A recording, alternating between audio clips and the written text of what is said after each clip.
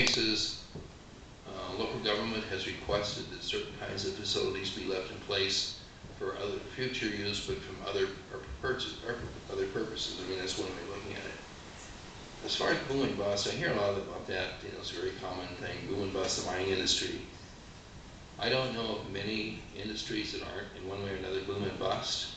We had the dot-com boom and bust, if you want to think about it. It's kind of inherent in the way economic things happen. They go sort of in cycles. It's like this. It's kind of a human thing, as much partly in some cases. But it's good to think about those things. And I don't know that I really know an answer for that, you know, from the mining standpoint, but it is there.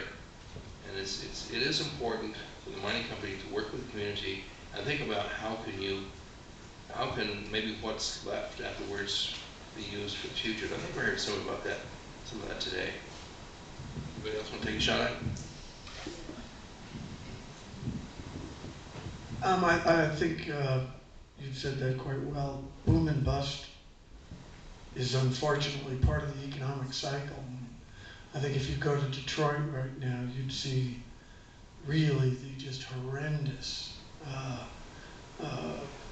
bust of the auto industry, which is to some extent moved offshore, and over 30 years, I guess we've probably lost a couple of million jobs. We were fortunate enough to be on the board of Chrysler Corporation when it went through a cycle of renewal. And I think having two things I think really answer your question.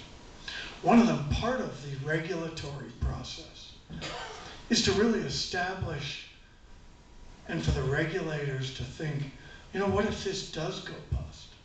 What are we going to do? And part of their process is to say, you know, we got to put a bond in place, because if your bond is in place, we will at least have like an insurance policy that lets us dismantle a mill or to reclaim the ground area, or at least come up with some interim strategies that would minimize, I think, what you're talking about, which would be a really unwanted and terrible situation. So I think the regulatory process has part of that, but I think the process that's most important to that is really the process of renewal. And, you know, a lot of things go bust, and it's terrible. I've spent my life in a major way working with companies that go bust. I've made part of my life working with those companies. But the process of renewal can also be one of the most exciting processes you go through. So there is a natural element to it, and hopefully you've got a sustainable economic model that allows new capital to come in and to renew businesses and to renew industries that go through difficult times. I think sometimes it happens quickly, and it's never pleasant. But I think the government is part of the answer, and I think the economic system is part of the answer as well. I don't know. And hopefully those two can be effective to reclaiming what you're talking about. Thank you. That was actually a really good wrap-up thought, I think, because the thought of renewal and community revitalization is exactly the theme of this workshop. And kind of the closing thought I would like to put, unless anyone else would like to add to that very compelling speech. I think you put it very well, John. Anyone? Bueller? Okay, everyone's good. Excellent. One of my quotes that I picked up today, and I want to say thank you to Lynn Pageant for the compelling urge that we need to mobilize our imagination. We need to collect our resolve, and that we need to bring our resources to improve water quality together. And I really love that idea of mobilizing our imagination. There are a lot of people in this room who have been a part of companies that have really mobilized to get something off the ground, as we have highlighted here on the stage. And we have a lot of people who have been part of keeping governments alive, starting new communities, and new initiatives. And I think the more we can do that together and push forward into what we believe is possible, the more we'll see that renewal for the next generation. So with that, this concludes our question and answer period, but this is just the beginning. If you have questions and you want to interact, we're going to open our poster session here in just a second, and that will go from 5 to 5:30. It will have libations. If you'd like to purchase something, all the proceeds will go towards supporting this effort in the future, so drink up and drink many. And if you don't get your fill there, we are actually having a formal happy hour versus the modestly good times half hour. A happy hour at 5:30 starting at Restless Spirits. And that's where the conversation really gets interesting, I think, is this evening after these sessions.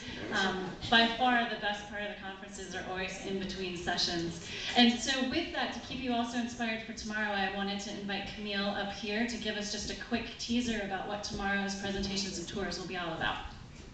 Thank you. She asked me to put in a plug for tomorrow's tour. So first off, at 9 o'clock in the morning, we're going to meet here, and Stan and Kai Abraham and Mark Rudolph will be giving a very interesting presentation on the uvula. It's been a fascinating project, an amazing process in collaboration, and we're all very excited about it. And I guarantee you that you'll have some very excellent wit and wisdom from our very own Stan Winery. That reminds me, when I was a kid, I remember seeing a book of my brother's called The Wit and Wisdom of Spyro T. Agnew. And it was a completely blank book. And I guarantee you that this will not be a blank book. So, It might be. yeah, well, yeah, that's always possible. How many libations I have. Yeah, that's true. But tomorrow's tour, also Tara Taffy from DRMS will be joining us as well to talk about the work she's been doing in this collaboration, as well as take everyone to the repository site after we tour the mine and mill site, the town site of UULA and the mill site. So I'm putting a plug. It'll be a very interesting tour. We hope you can join us. If you're going to join us, if you could let us know at the desk during the poster session or near the end after a few drinks, and let us know if you're coming so we can get a good idea of numbers for transportation. And so we'll see you here at 9 in the morning, and please join us for the poster session. Thank you.